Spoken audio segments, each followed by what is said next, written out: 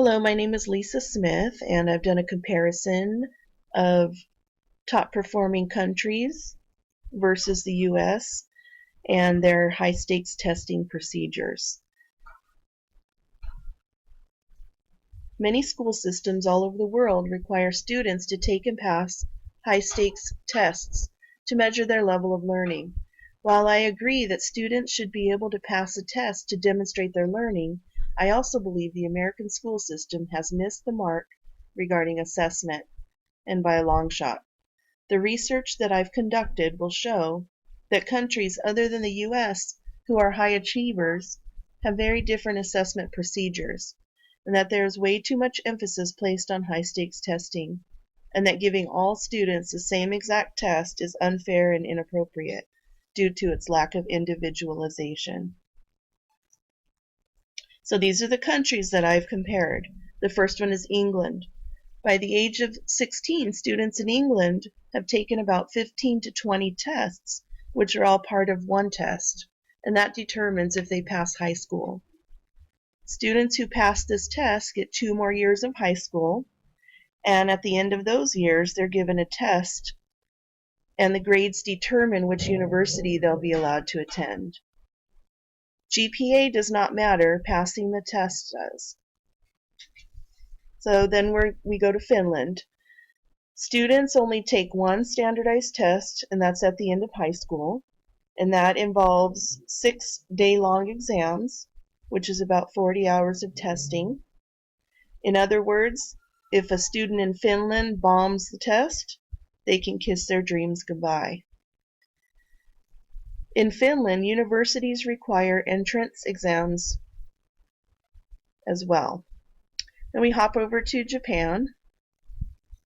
In Japan, students do not have a big high-stakes exam at the end of high school. They have an entrance exam to get into high school and or college. And if you do not pass the entrance exam, you cannot go anywhere, even high school. So then we hop over to the United States. About half of the states require high-stakes high school exit exams. And colleges here in the US consider test scores, teacher recommendations, report cards, and entrance essays, as well as GPA and test scores. At some colleges, it's not even required anymore to use the test scores as a means to approve the entrance application of a student. And these are my thoughts. Continuous kill and drill, teaching to the test, and non-meaningful learning happen in the United States. So according to PIRLS, the International Reading Assessment that nations across the world take, this is 4th grade reading. The US scored average. It scored 556. And it's lower than 5 other educational systems, and these are the 5. As you can see, Finland is here. They scored 568. That's reading 4th grade. Okay, reading 4th grade as well. This US average score was 556, and it's higher than the PIRLS scale average, which is 500. These nations in the black are all considered about the same as the United States. The ones in the blue are under or lower than the US. Okay, and here's the mean, 500. So we're actually above the mean for 4th grade reading. This is from 2012. Then we go on to 4th grade math. The US average was 541, and it wasn't measurably different than 6 other educational systems. Finland is amongst those. England.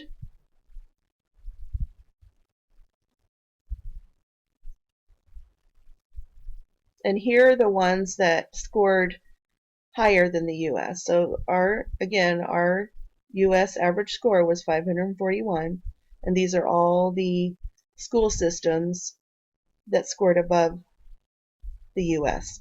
And here's Japan.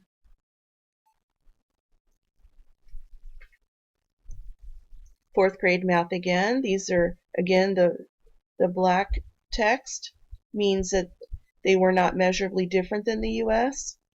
Here's England. Okay. And these blue ones are that they scored lower than the US.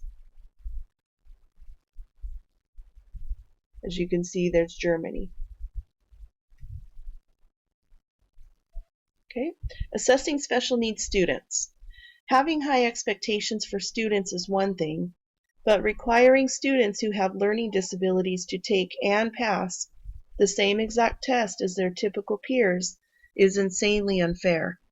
For many students who have IEPs, which are individualized educational programs, high-stakes test expectations are completely unattainable. Failing non-personalized tests is just one more way students lose confidence in themselves and their ability to learn. Differentiated instruction is the best way to teach the students that are under my care, because even though they are 4th and 5th graders, the range of academic instructional levels go from 1st grade to 6th grade. Teaching all of my students the same thing using the same methods and strategies does not cater to their learning styles or preferences. So if our students learn best when taught at their personal instructional level, using the style and strategies that work for them, why don't we assess them using differentiated assessments? Here are some fun facts. Teacher evaluations are tied to results of high-stakes testing. This is something that has been very controversial in the US. Teachers have gotten fired. Administrators have gotten fired for not having these test scores that have been high enough. And also there have been teachers, students, and administrators that have been rewarded with money and other things when the student or teacher and administrators show higher scores on these tests. In some U.S. states, up to 50% of teacher evaluations are based on student test scores. Okay, that's from Long, 2014. From Ujifusa, 2012, he said standardized testing regimes cost states some $1.7 billion a year overall, or a quarter of 1% of total K-12 spending in the U.S., according to a new report on assessment finances. And Nelson, as cited in Testing More, Teaching Less, states U.S. education spending averages about $11,000 per pupil, that was in 2010 and 11, and reaches $20,000 per pupil in the highest spending states. So where do we go from here? As cited in Long, 2014, assessment does not mean test. This suggests that assessments occur over time and across curricular subjects, as opposed to just one snapshot of performance on tests. It can include teacher observations, student-teacher planning of extended performance projects involving several subjects, and an independent scoring system used across the district for consistency. This would include a shift from high-stakes testing to a more adaptive, individualized, performance-based form of assessment, which seems way more appropriate and fair for all students. In what ways can we, as educators, determine what our students have learned and not learned by using assessments other than high-stakes tests? How much autonomy do educators have in regards to the decision to conduct mandated district and statewide high-stakes tests or not? Are there even ways to assess student learning which have a high level of validity and reliability. There are U.S. states that assess student learning in ways other than with the oftentimes punitive standardized tests. For instance, in New York, the New York Performance Standards Consortium includes 39 public schools where students produce extended tasks in language arts, math, science, and history. The schools are demographically similar to the New York student body, and graduation rates are significantly higher for English language learners, students of ethnic backgrounds, and students with learning disabilities. Assessment is more accurate than an NCLB, which is No Child Left Behind test, because it includes a wider range of what the students can do. The assessing is done by the teacher, and it's done over time. It also shows how assessment can lead to a more positive response of assistance, not punishment, as cited in Long 2014. Monty Neal, which was the executive director of the National Center for Fair and Open Testing, suggests that the U.S. go back to assessments that test students once every grade span. So, for example, a student will be tested once in grades 3 through 5, once in grades 6 through 9, and once again in grades 10 through 12. And that was in Long 2014. So you see that there are alternative ways to assess other than high stakes testing.